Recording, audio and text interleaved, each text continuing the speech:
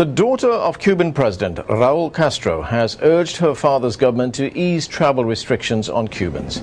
Mariela Castro's call came after Havana prevented Cuban blogger Yoani Sanchez from traveling to Madrid this week to receive a top journalism prize from Spain's El País daily newspaper. Sanchez was recently labeled by Time magazine as one of the world's 100 most influential people. Al Jazeera caught up with her in Havana.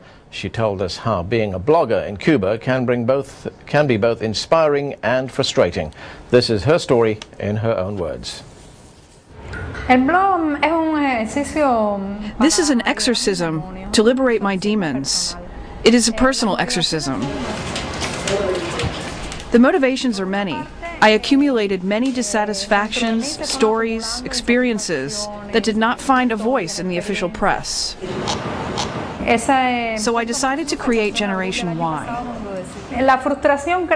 Frustration is a word that describes all of my generation.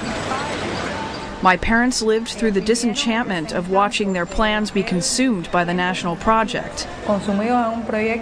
And by the end of the 1980s, it was clear they would not be able to pursue their dreams. We saw our parents live through this process of deceit. What I have done is in a simple language full of Cuban expressions. I explain the problems we live through every day, transportation, our economy, and the limited access to information. The government has tried not to create a polemic atmosphere in which people can express how they feel. But dissatisfaction became larger than fear. And knowing that people were going to start talking, they tried to institutionalize the debate. I think that the success of Generation Y is basically that it's another way to say things. The government speech is absolutely old and mummified. It's about 40 years old.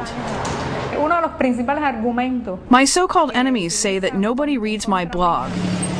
But I think this argument puts the Cuban government to shame because it exposes the fact that in Cuba no one has access to the internet.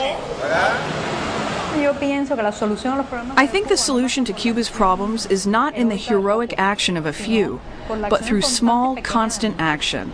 This is my small action. I don't know if tomorrow I'll be locked up behind bars, but today I'm in front of my keyboard.